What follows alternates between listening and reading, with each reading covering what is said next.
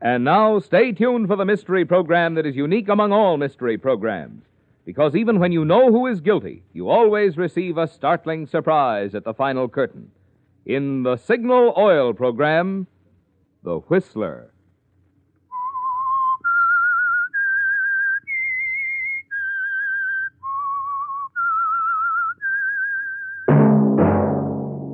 Signal, the famous Go Farther gasoline, invite you to sit back and enjoy another strange story by The Whistler.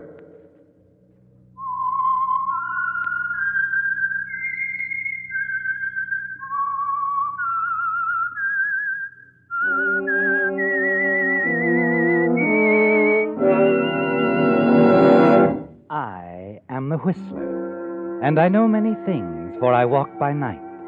I know many strange tales hidden in the hearts of men and women who have stepped into the shadows.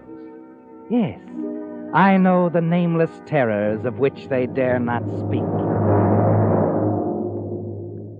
And now for the Signal Oil Company, The Whistler's strange story. Murder Arrangement.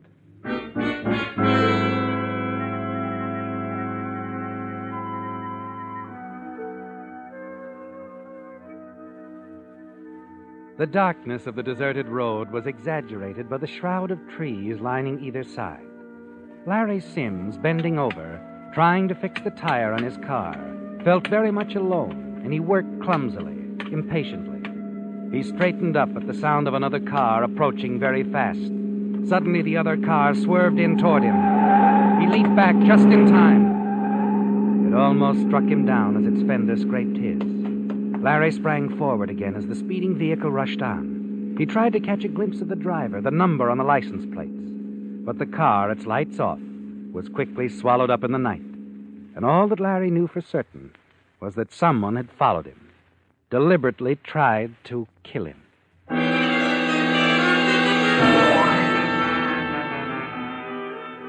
He was still shaking nervously as he drove back to town. Even the friendly lights on the outskirts failed to cheer or calm his fears. He drove directly to an apartment, left his car in the alley, hurried upstairs. He had to ring the door buzzer several times before the door opened. I've got to see you, Mildred. Well, Larry, isn't this rather an odd hour to be Let calling? me in, Mildred, quickly. I've got to talk to you. Well, certainly, come in. You've never seen Larry so upset, have you, Mildred? His face is drained of color. His eyes, wild with fear, are blinking nervously as he quickly surveys the room, as if he expected someone else to be there, someone he fears. Apparently satisfied that you're alone, he turns to you suddenly. Mildred, he's out of prison, isn't he? Fred Belton, I mean. Out? Well, yes, why? I knew it. I figured he'd get that parole. You'd better have a drink, Larry. You're actually shaking. Fred tried to kill me, tried to run me down tonight on a lonely road. What? Oh, you do need a drink. I'll fix it. Sit down. I was trying to fix a tire. He came at me out of the darkness, driving fast. You've been listening to too many mystery programs, darling. There are much neater ways to kill people now. Neater and cleaner. Here's your drink. Mildred, you've got to believe me. Have you seen Fred? Talked to him? Yes. As a matter of fact, I drove up to state prison this morning and met him. Drove him back to the city. And you didn't call me? Mildred, you know I've been worried about him, trying to avoid him. Well, Larry, I do believe you're afraid of Fred. It's putting it mildly. Mildred, what am I going to do? You know he thinks I framed him, double-crossed him. Did he mention anything? Ask about me? No. Mildred, you're keeping something from me. He's made you promise not to warn me. He just wants to walk in on me. Larry, your drink is getting warm. And so are you. Look, if you're so concerned about Fred, why not hide out for a few days? I've got to do something. I can't just sit around and wait to run into him. Guilty conscience, Larry? Mildred, you know I didn't have anything to do with framing Fred. I wasn't even around when Fred got picked up. I was at the cabin, at the Crest Line. Well, then, you've got nothing to worry about. Mildred, please, help me think of some place to hide. Well, if you're that worried, I suppose he has had too much time on his hands in prison. I mean, too much time to think. Say, I know, Larry. What? Joan's apartment. She's out of town for a week. She left her key with me. Fred doesn't even know Joan. Wonderful. I'll go there right now, tonight. You can get in touch with me when you know something, huh? Well, you know best. I'll get you the key. If you hear anything, that is, if I'm wrong about Fred, you'll let me know. You know I will. I'll talk to him tomorrow. Aren't you going to kiss me goodnight? You bet I am. You're okay, Mildred. You understand. I had to have somebody to talk to tonight. A thing like this... It's all right. And maybe you're right. At least you'll feel safer at Jones. And Larry, the next drink I fix for you, Yeah? you'll be able to stay and finish it. Good night, Larry.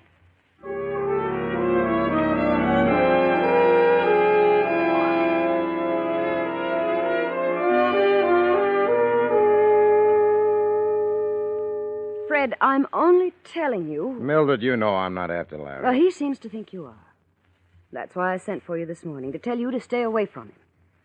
You don't deny you'd like to talk with him. No, I don't. I told you that yesterday. Not to kill him, Mildred.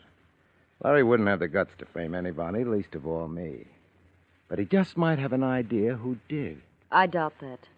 I mean, he might have some information that I could fit in somewhere. Maybe even something he doesn't realize, something that would give me the whole story. And when you know the whole story? Well, I told you that too, sweetheart, but I'll elaborate. Now, there's 3 things I want out of life now. 1, there's a chance for a decent break. 2, the guy that sent me up. And 3? You, Mildred.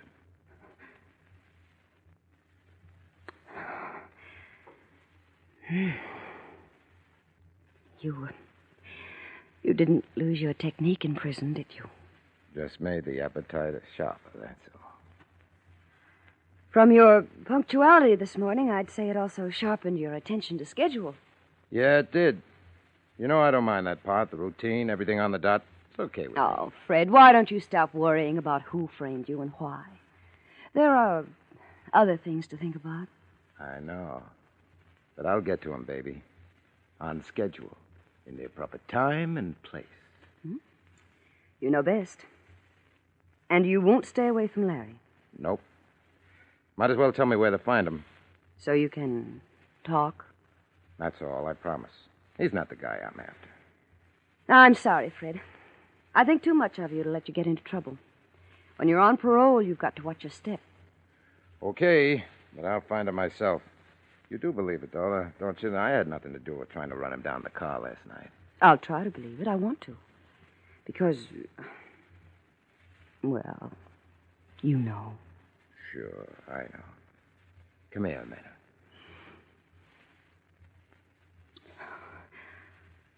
minute. You'd better go now.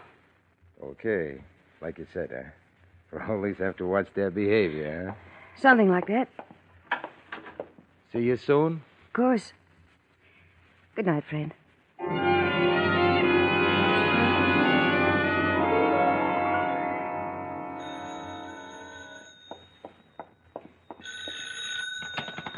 Hello? Mildred Carson, please. Speaking. Oh, Miss Carson, this is Jennings. You know, you drive car rentals. Yes? Hey, about that car you rented from us last night. What about it? Well, the right fender was badly scraped.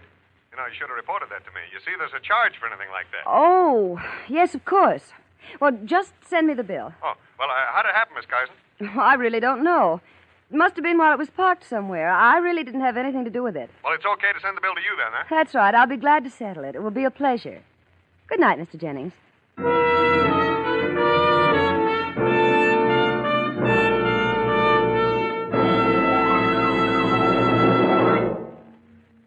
First tonight, I'd like a word with the ladies.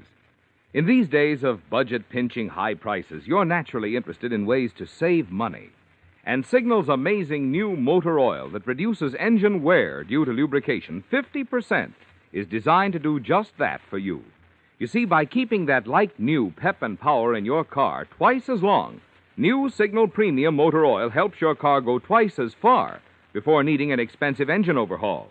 So there's a big saving in maintenance costs. Secondly, if your car isn't already an oil eater, new Signal Premium, by reducing engine wear 50%, should double the number of miles during which you'll continue to enjoy low oil consumption. So there's another big saving in oil. But of course, the time to prevent engine wear is before it happens. So why not show that man in your life what a smart, practical little lady you really are by suggesting that he get the car's oil changed now at a Signal station? Suggest that he get it changed to new Signal Premium, the heavy-duty type oil that reduces engine wear due to lubrication. 50%.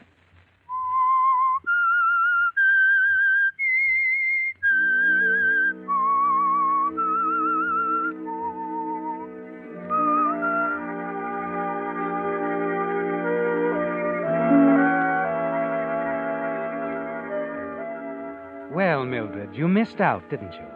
In your desperate attempt to run Larry Sims down in that rented automobile. The only fortunate thing about it is that he didn't catch a glimpse of you driving when he leaped back just in time. But you still have Fred Belton to deal with. Stubborn, orderly-minded Fred, who won't rest until he talks to Larry. Tries to learn from him who was responsible for his arrest a few years ago. You know what'll happen if the two meet, don't you? Larry will say something you're certain that Fred can add to the facts he now holds. It will add up to one terrible thing, won't it? That it was you, Fred's supposed sweetheart, who tipped off the police and brought about his arrest. You must keep Larry out of sight, Mildred. Keep Fred from locating him, talking to him. But it can't go on indefinitely. So there's something else you must do.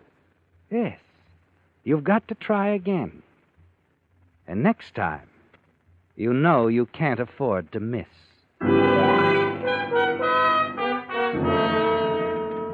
You're pacing the floor of your apartment, wondering what to do and how and when, as you hear a knock on the door. You nervously open it and sigh with relief as you realize it's Macaulay, the parole officer assigned to check on Fred Belton. Oh, Lieutenant Macaulay, come in. Well, thanks, Miss Carson. I haven't time. Just a word right here, if you don't mind. A word about Fred Belton. Yes, what about it? He isn't in trouble. No, not yet. I'd like to keep it that way as much as you would. Oh, well, he's just a friend. Yeah, I know. You said that the other day when you asked about meeting him upstate. Fred's landlady said differently. She said you liked the guy. Nosy, isn't she? Mm-hmm.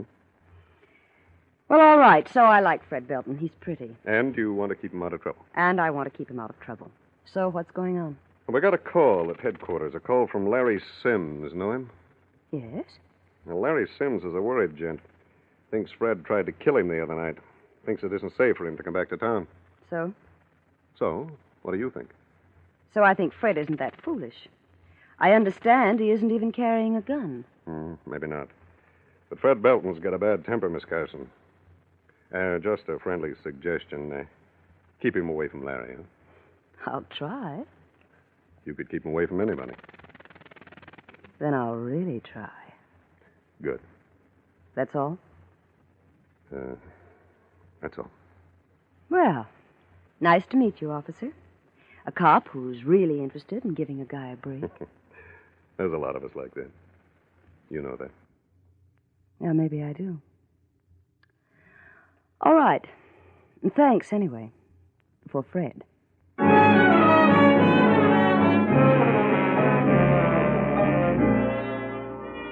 You watch Lieutenant Macaulay walk down the corridor out of sight. He's given you an idea, hasn't he, Mildred? Yes, an excellent idea. The solution to your problem. Because if Larry Sims turns up dead soon, the first suspect will be Fred Belton. But you'll need one thing, won't you, Mildred? Proof. You've got to have something that will tie Larry's death to Fred without question. And something that you said, your own words coming back in your mind, provide the answer to that one. I understand he isn't even carrying a gun. That will do it, won't it, Mildred? He isn't supposed to be carrying a gun. No, but you're sure you can arrange that. Just as you're sure you can arrange Larry Sims' murder. You determined to start the arranging at once. The first step, an evening visit to Fred Belton's landlady.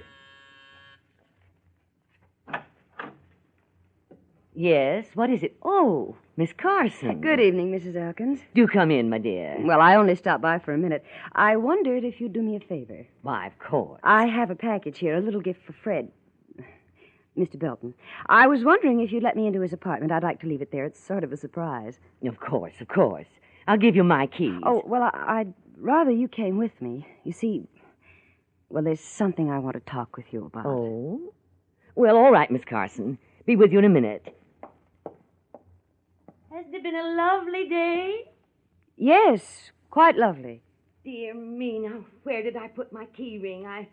Oh, here it is. Come along, my dear. How is your husband, Mrs. Elkins? Oh, same as usual.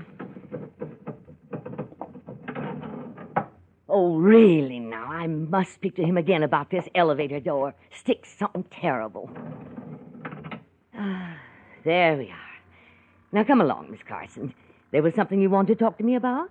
Yes, it's about Fred Belton. Nicest tenant I've had in the building ever, believe me. He was here for years, long before he... well, you know. Yes. He's changed a bit, of course. It does that to a man, I suppose, all those years behind bars. But still and all, here we are. Mrs. Elkins, just a minute before you open the door. I had a visitor yesterday, Fred's parole officer. Tall, well-built man, sandy hair? Mm-hmm. Yes, I've seen him here several times. He's worried about Fred. Oh? And frankly, so am I. Fred's been acting strangely. There's something on his mind. He seems to be brooding about something.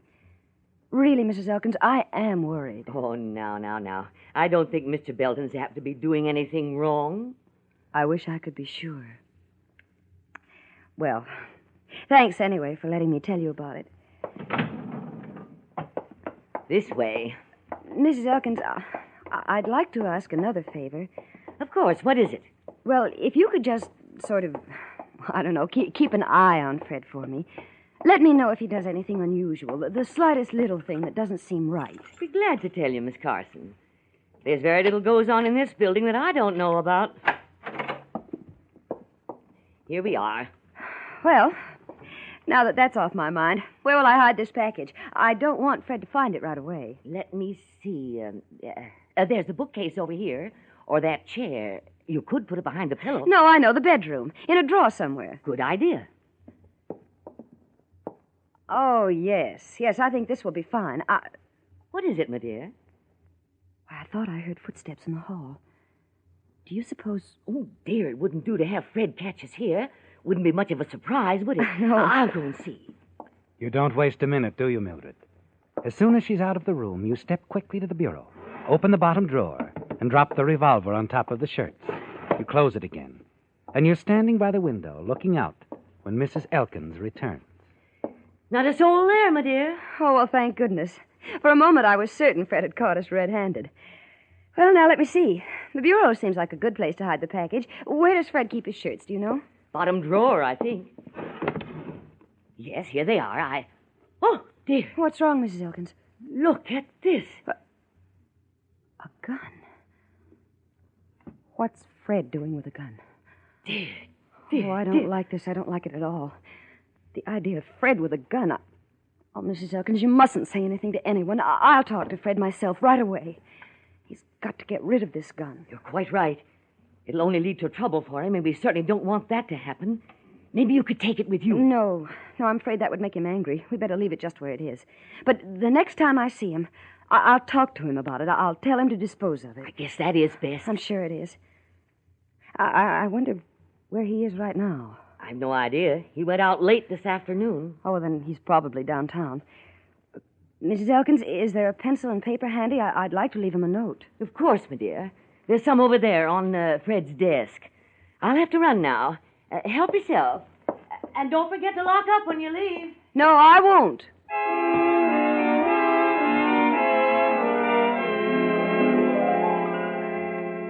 It's working beautifully, isn't it, Mildred? Your little plan. Everything falling neatly into place. And now, with Mrs. Elkins gone, you make the next move. Take the gun out of the drawer and replace it in your purse. Then you drop the gift package into the drawer and close it. You move quickly to the window by the fire escape, unlock it, and open it slightly. Then you leave a note for Fred, asking him to call you, and hurry back to your own apartment to wait. Shortly before 9, your telephone rings. Yes. Hello, Millie. Oh, Fred. I got your message just now, and the gift. Thanks, but how come? Oh, it's not much, really. I just wanted to surprise you. I happened to be out shopping, saw the ties, and thought you'd like them. Well, I do, thanks. Fred, the reason I asked you to call, I've got to talk to you. It's very important. Okay, let's have it. Oh, no, not over the phone. I'll meet you somewhere. The park? Wait a minute, Mildred. What's up? I'll explain later. Meet me at the park near the fountain at 10 o'clock. Can you make it? 10 o'clock it is. I'll be there, right on the nose.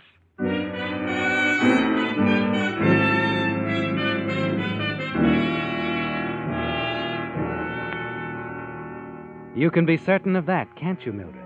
Yes, Fred's always been very punctual. And you know he'll be there on time, just when you want him to be. Now you're ready for the next step, aren't you? You hurry downstairs to the garage, get into your car, and drive across town to the apartment where Larry Sims is hiding out. Who is it? It's Mildred, Larry. Let me in. What are you doing here, Millie? I came to warn you. What? You better get your hat and coat. Fred is on his way. Fred, come here? But how did you find out? I don't know how he found out, but that's not important now. You've got to get out of here. And fast.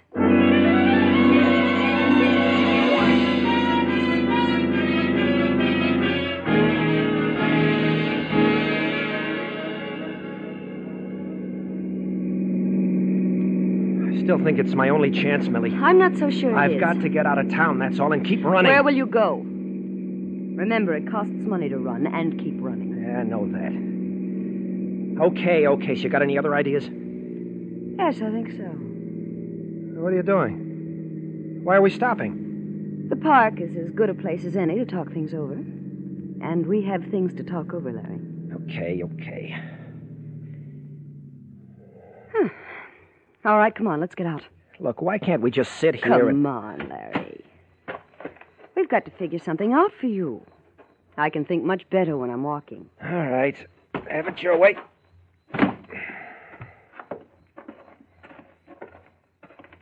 You know, darling, I really don't have to get mixed up in this. I'm only trying to help you. Sure, I know, Millie. I'm sorry. You're okay. Strictly okay to do this for me. Thanks. Tipping me off about Fred. Saving my life. Millie, I'll never forget you. No. No, I don't think you ever will. That would be 10 o'clock, wouldn't it, Larry? Yeah, sure. So what? So, this. Hey, what? What's the idea of the gun? The idea, Larry, darling, is that I'm going to kill you.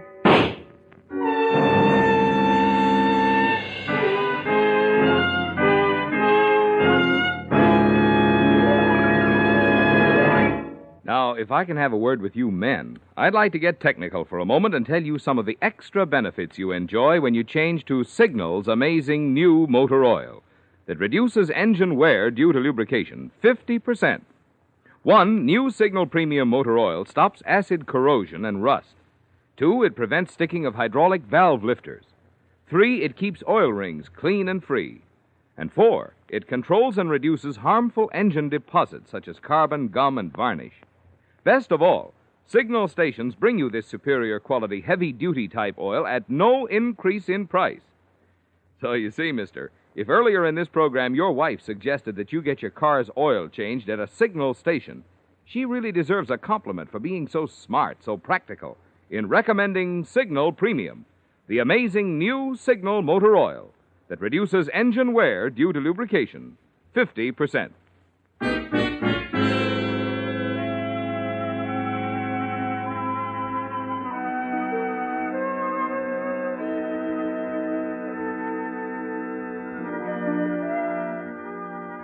Well, Mildred, it went perfectly, didn't it? You're certain of that, aren't you? Yes, every step of the way, just as you'd arranged it. Larry Sims is dead, and you've already put the murder weapon, the gun, back in Fred Belton's apartment, in the bottom bureau drawer where Mrs. Elkins saw it earlier this evening. It was clever of you to leave Fred's window by the fire escape open, wasn't it? No one saw you enter or leave his apartment. Now, back in your own apartment, a little less than 2 hours after you murdered Larry, left him lying in the park, you congratulate yourself, confident that the case against Fred Belton is airtight.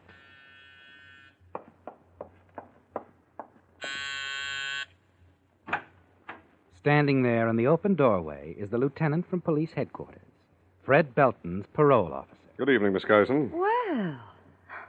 Well, hello. May I come in? Please do. Still worried about Fred? He's been taken into custody. What's that? You remember this Larry Sims I was telling you about the last time I was here? Why, yes. He was afraid Fred was going to kill him. Mm-hmm. Sims is dead, Miss Carson. His body was found in the park an hour ago. Oh, no. No, you don't mean that Fred... He denies killing Sims, but we found the murder weapon, a .38, in Fred Belton's apartment. I see. You had a date with Fred Belton tonight, didn't you? Well, He says you did. Yes, we had a date tonight. Miss Carson, I've heard Fred Belton's version of what happened tonight. Suppose now you tell me yours. But Well, all right. I guess I may as well tell you everything. I had nothing to do with the killing. Fred called me and asked me to meet him at the park, and I did. I didn't know what Fred was going to do. Then when Larry Sims showed up, there was an argument. Go on, Miss Carson. Fred had a gun. I tried to stop him, but, well, he'd have killed me, too. I had to stand by helplessly and watch him kill Larry. You know, Miss Carson, you've just about talked yourself into the gas chamber. What? You see, Fred Belton's landlady, Mrs. Elkins, was worried about him. She thought it her duty to tell us that Belton had a gun. Fred's on parole, you know, and a parolee isn't allowed to have a gun in his possession. Mrs. Elkins told you this? Yes. She phoned us early this evening. Fred Belton never did get out to the park to keep that date with you, Miss Carson. We had him in custody an hour before the murder. He's been with us at headquarters all evening.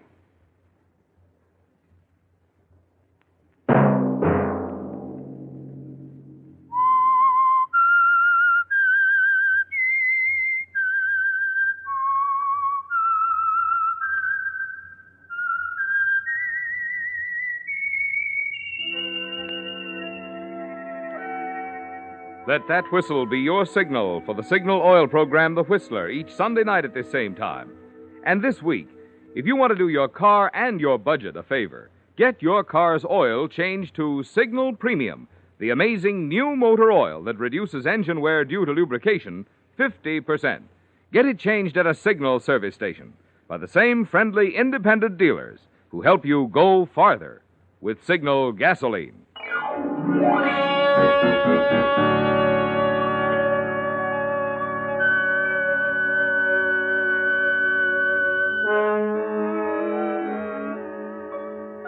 Featured in tonight's story were Bill Foreman, Joan Banks, Larry Blake, Betty Blythe, David Ellis, and Bill Boucher. The Whistler was produced and directed by George W. Allen, with story by Joel Malone, music by Wilbur Hatch, and was transmitted to our troops overseas by the Armed Forces Radio Service. The Whistler is entirely fictional, and all characters portrayed on The Whistler are also fictional.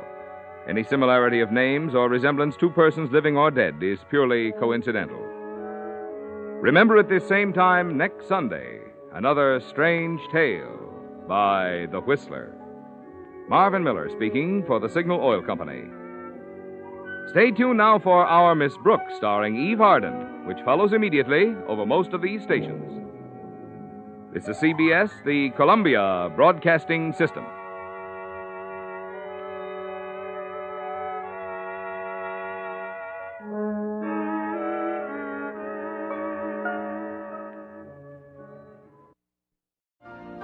You've been listening to the OTR Gold Network. Find more classic radio at otrgold.com.